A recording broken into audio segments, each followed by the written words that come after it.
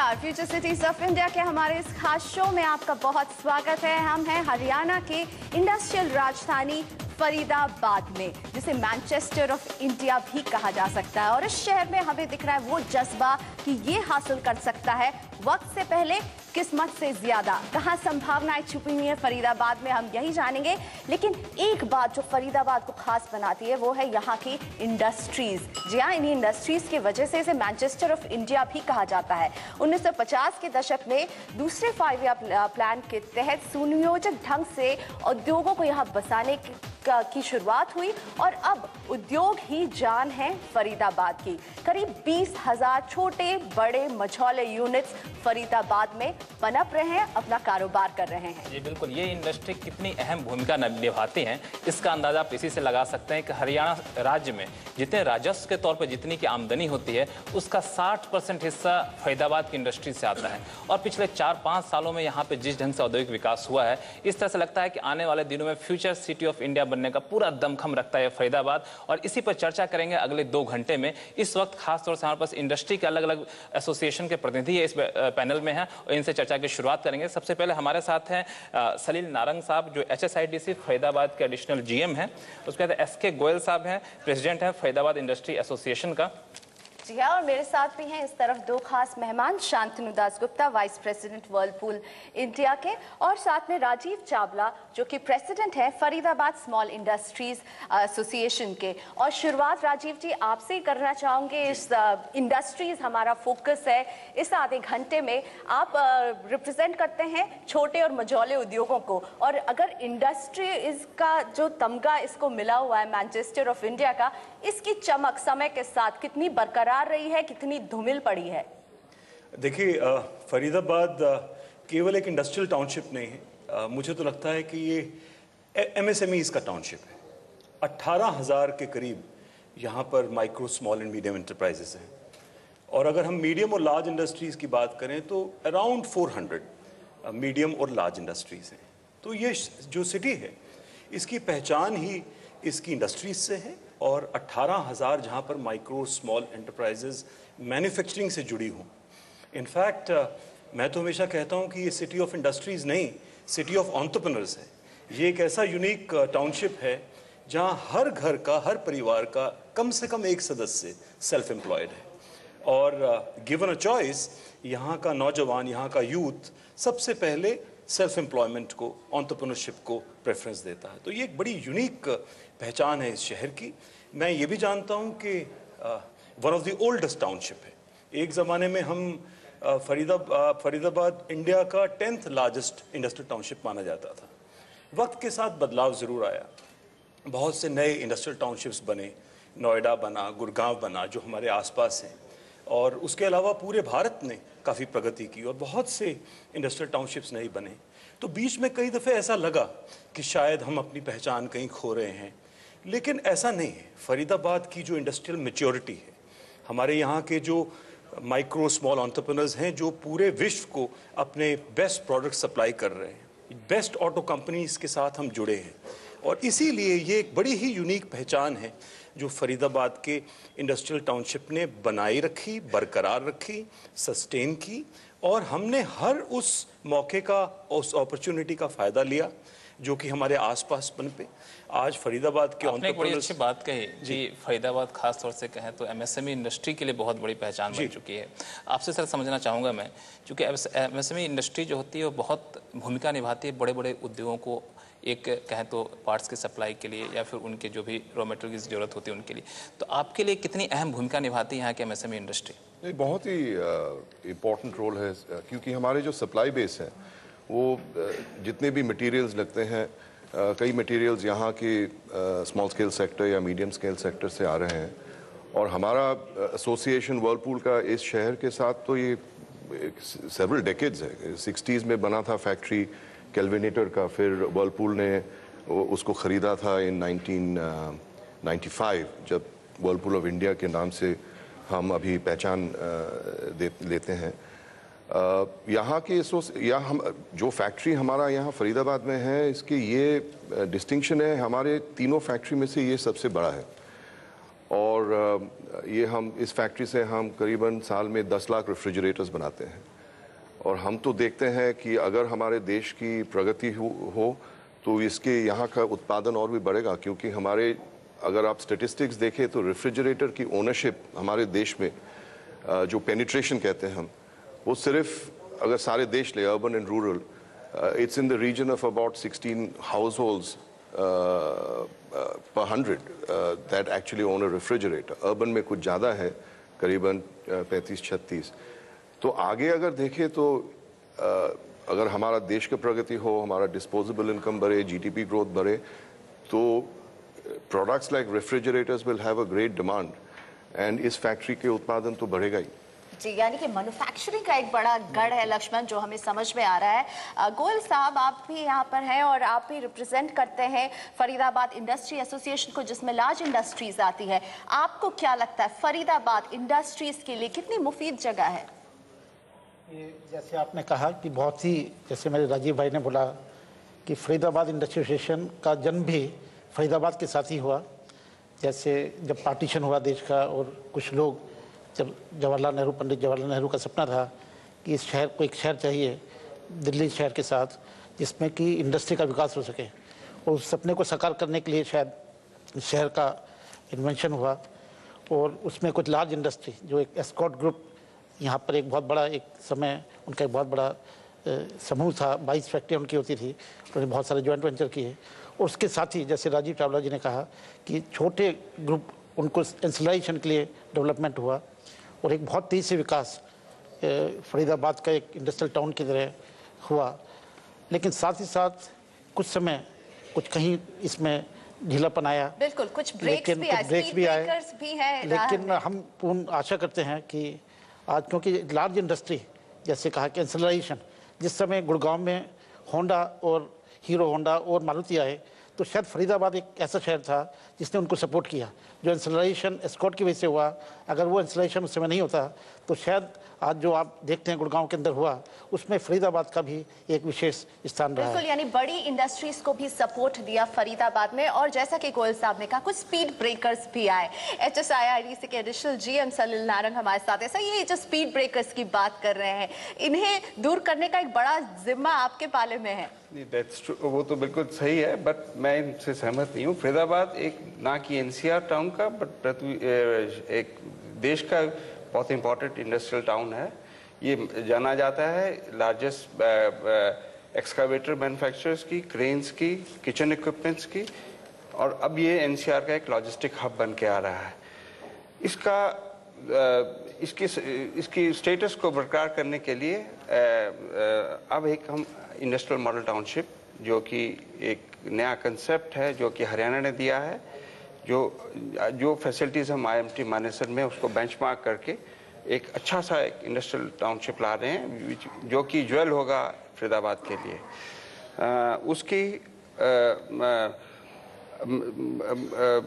शुरुआत हो गई है। हमने उसमें कुछ लार्जर इंडस्ट्रीज को प्लॉट एलोकेट कर दिए, जो कि जल्दी अपना काम शुरू करेंगे, एंड जल्दी ही फरीदाबाद दोबारा से एक देश का अच्छा और बेहतर शहर बन सकता है। आपने एक बड़ी अच्छी बात है कि हमने IMT यहाँ बनाना शुरुआत की है। आपसे चावला साहब समझना चाहेंगे, जो हमने फरीदाबाद के लोगों से बात की तो उनकी एक बड़ी वाजिब सी बात थी कि यहाँ पे जितने भी स्मॉल स्केल इंडस्ट्रीज़ हैं, अधिकांश घरों में बन गए हैं। जहाँ लोग रहते हैं वहीं पे इंडस्ट्री चल रही है, मतलब सरकार की तरफ से जो सुनिश्चित किए गए जगह हैं वहाँ पे नहीं बन पा रही थी। ये जो IMD की बात कर रहे हैं, क्या आपको लगता है ये जो इंडस्ट्री जो घरों में है उन सबको शिफ्ट करना वहाँ पे मुमकिन हो पाएगा, या फिर और ज़्यादा HSIIDC की तरफ से किए जाने की ज़रूरत है? देखिए, इस बात को समझने के लिए एक बात जानना बहुत ज़रूरी है कि हमारी जो आवश्यकताएँ हैं वो सप्लाई से हमेशा ज़्यादा तेज़ी से बढ़ रही हैं, और ख़ास तौर से वो सेंटर्स जो अपॉर्चुनिटीज़ प्रोवाइड करें एम्प्लॉयमेंट के लिए या एंटरप्रेन्योरशिप के लिए, तो वो फोकस बन जाता है। और वहाँ पर जो ग्रोथ है वो डिमांड करती है कि हमारी आवश्यकताएं, हमारी ज़रूरतें बढ़ जाती हैं, उनकी एक्सेलरेशन हो जाती है। और चाहे कितना भी फोकस गवर्नमेंट रखे सप्लाई साइड में, एक गैप रहता है। लगभग आज HSIIDC ने और हुडा ने मिलकर फरीदाबाद को अभी तक लगभग 3500 के करीब इंडस्ट्रियल प्लॉट्स दिए हैं। लेकिन फरीदाबाद में 18,000 इंडस्ट्रीज़ हैं। तो जाहिर है कि बहुत सी इंडस्ट्रीज़ ने एग्रीकल्चरल लैंड में या CLU लेकर या बिना CLU लेकर, जिन्हें हम कभी कभी नॉन कन्फर्मिंग एरियाज़ के रूप में कहते हैं, तो उसके रूप में अपना विकास किया।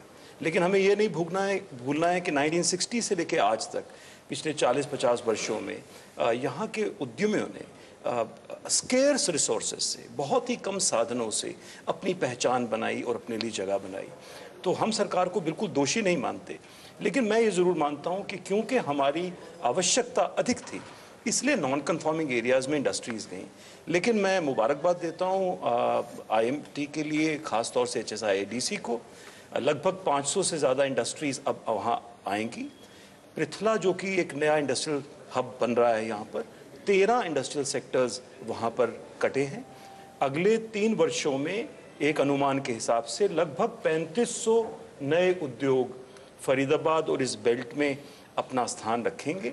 तो जो आने वाले दिनों में इंडस्ट्रीज को लेकर सोच बहुत स्ट्रांग है। एक और दिलचस्प बात आपने देखी कि आमतौर पर सरकार के से कई शिकायतें रहती है इंडस्ट्री की, लेकिन यहाँ पे सब लोग तारीफ कर रहे हैं कि सरकार ने काफी सुविधाएं मुहैया कराई। लेकिन शायद गोयल जी के पास कुछ शिकायतें होंगी। टू सपोर्ट द एंटरप्रेन्योरशिप, सरकार ने यहाँ पर एक फ्लैटेड फैक्ट्री का कंसेप्ट शुरू किया है, जिससे जो एंटरप्रेन्योर्स इंडस्ट्री लगाना चाहते हैं वो इमीडिएटली उनको रेडीमेड इंफ्रास्ट्रक्चर में अपना काम शुरू कर सकते हैं। दासगुप्ता जी, अच्छी बातें तो बहुत हो गई, लेकिन मुझे वाकई में समझना है, अगर हम मौजूदा वक्त को देखें, गोयल साहब, क्या जरूरत है इंडस्ट्रीज की ताकि ये फरीदाबाद को, हम क्या कहते हैं, फरीदाबाद के लिए एक अहम ग्रोथ इंजन बन सके? है अभी भी, लेकिन एक पुख्ता ग्रोथ इंजन बनने के लिए। नहीं, मैं कोई शिकायत तो नहीं कहूँगा, लेकिन मैं ये अवश्य कहूँगा कि जो इंजन ग्रोथ बनाने के लिए जो प्रयास सरकार ने पिछले कुछ वर्षों में किए हैं, अगर वो प्रयास निरंतर जारी रहेंगे, जिस प्रकार इंफ्रास्ट्रक्चर एक बहुत बड़ा इशू फरीदाबाद में रहा है, शायद ओल्ड फैशन इंडस्ट्री थी यहाँ पर, जो हमारे सेक्टर्स थे, सेक्टर 24, 25, सेक्टर 6, कुछ HICD के पास हैं, कुछ MCF के पास हैं, कुछ हुड्डा के पास हैं, तो एक कोऑर्डिनेशन इनमें आपस में ज़रूरत है कि एक आपस में कोऑर्डिनेशन हो, और एक जो इंफ्रास्ट्रक्चर को पुश करने की ज़रूरत है, उसके लिए बहुत प्रयास सभी एसोसिएशन ने मिलकर सरकार के साथ किए हैं। हमारी मुख्यमंत्री जी से और जितने भी हमारे चीफ सेक्रेटरी महोदय से पीछे मुलाकात भी हुई है, और काफ़ी वादे किए गए हैं और उन पर अमल भी किया गया है।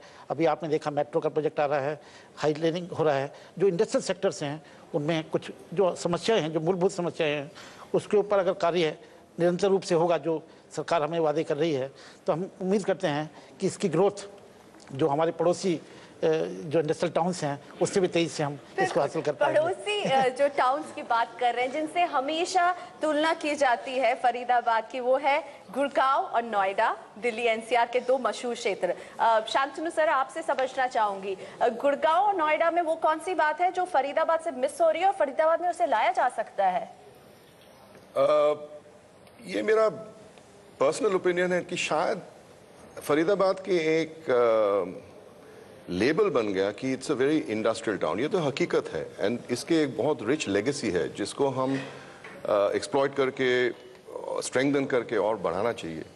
लेकिन अगर एक बैलेंस आ सके तो अच्छा होगा, क्योंकि हम देख सकते हैं यहाँ के रियल एस्टेट अभी आ रहे थे तो कई नई बिल्डिंग्स हो रहे हैं, so it's becoming probably going to be more cosmopolitan, जैसे गुड़गांव हो गया। तो अगर NCR के प्रॉक्सिमिटी की एडवांटेज लिया जाए तो एक तरफ से इंडस्ट्री तो ज़रूर बढ़ना चाहिए, because that is the legacy and that should not be destroyed. लेकिन if a balance is brought, new industries, non manufacturing industries can come, and if residential localities also develop, मेरे ख्याल से it will become an attractive place, क्योंकि employment opportunities भी रहेगा और proximity, residential proximity रहेगा, ज़्यादा दूर ट्रांसपोर्टेशन करना, क्या कहते हैं, जो कम्यूटिंग करना नहीं पड़ेगा। So I think if a balance is brought, I think it will benefit. कुल मिलाकर देखें तो दोनों, हाँ आप कुछ कहना चाह रहे थे? एक्चुअली थ्रू 90s जो नए तरह की सर्विस सेक्टर ने, स्पेशली IT सेक्टर ने जो डेवलप किया, जो ग्रोथ किया, उस दौड़ में फरीदाबाद पीछे रहा। हाँ, इस पर चर्चा करा कर पीछे रहा और इसमें कई सारी दिक्कतें, जो उन्होंने कहा कि बीच में एक ब्रेक सा आ गया, ब्रेक क्या था और आने वाले दिनों में इस ब्रेक को दूर करने के लिए क्या किया जा सकता है, और खासतौर चूंकि SSIDC के GM भी हमारे साथ हैं, इन सारे मुद्दों पर चर्चा करेंगे। फिलहाल वक्त है एक छोटे से ब्रेक का, ब्रेक के बाद जल्दी वापस लौटते हैं।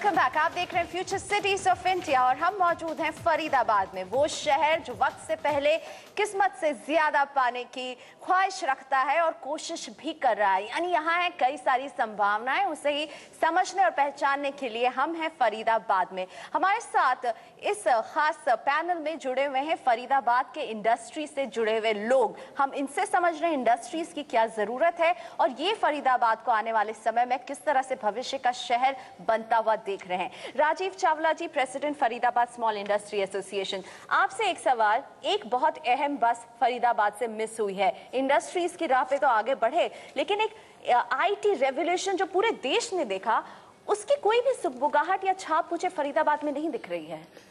ऐसा सच है, फरीदाबाद में IT industry as on date बिल्कुल नहीं है और हमारे यहाँ कॉल सेंटर्स या सॉफ्टवेयर के उद्योग नहीं हैं और एक इंफ्रास्ट्रक्चर के अभाव में, क्योंकि थ्रू 90s जब इस तरह की इंडस्ट्रीज रेलोकेट पैदा हो रही थी और अपने आप को अपना बेस बना रही थी, तब फरीदाबाद ने लूज किया गुड़गांव और नोएडा को के against.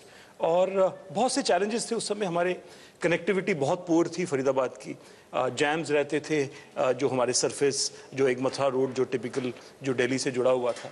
But if you look at today's Faridabad, आज का फरीदाबाद, आज अनप्रेसिडेंटेड और अब बहुत ही बेहतरीन कनेक्टिविटी है।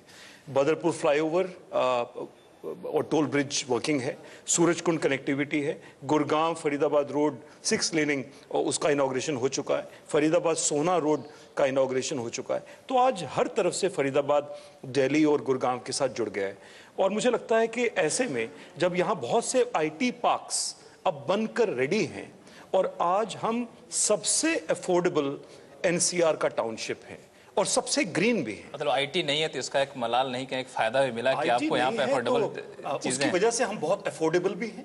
आज एनसीआर में सबसे अफोर्डेबल हाउसिंग, सबसे अफोर्डेबल इंडस्ट्रियल लैंड हमारे यहाँ अवेलेबल है और ऐसे में आज जब बेहतरीन कनेक्टिविटी है और बेहतरीन इंफ्रास्ट्रक्चर आज इन प्लेस है, मुझे लगता है कि here onwards you will see a huge change. और अब आपको दिखेगा कि किस तरह से सर्विस सेक्टर ने भी फरीदाबाद में कदम रखा और अगले 10 वर्ष, इसीलिए आपका टॉपिक बिल्कुल ठीक है, city of future, we have future. अगले 10 साल एंटायर एनसीआर में बेहतरीन भविष्य इसी शहर। मतलब आने वाले दिनों में फरीदाबाद का सफर और सुहाना हो सकता है। एक जो आपने बड़ी अच्छी बात, कनेक्टिविटी अच्छी है, इंफ्रास्ट्रक्चर काफी अच्छा है, लेकिन जैसा आपने कहा भी कि एक शहर के अंदर के हिस्सों में जो बुनियादी ढांचे होने चाहिए, सड़क की व्यवस्था होनी चाहिए, बिजली पानी की व्यवस्था होनी चाहिए, उसमें कहीं ना कहीं कमी देखी।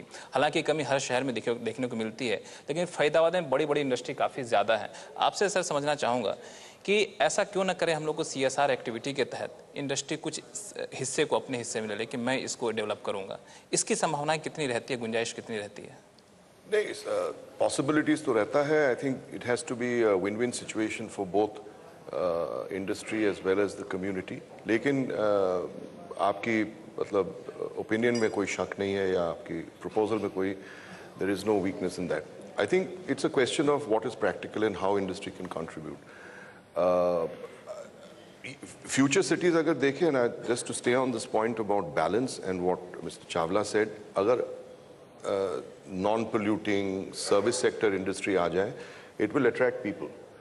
और ये जो कॉस्मोपॉलिटनिज्म जो मैं कंपेयर कर रहे थे गुड़गांव के साथ, वो अगर एक multi, if this is to be a small India in Faridabad, then I think also residential facilities, recreation, अगर इस चीज़ों पे फोकस कर सकते हैं government, then it will be bring a lot of focus on Faridabad. It will make it an attractive place for people to come. बिल्कुल। Mister Narang, investment attract करने के लिए फरीदाबाद क्या कर रहा है? क्योंकि किसी भी शहर को आगे बढ़ने के लिए इन्वेस्टमेंट की जरूरत होती है।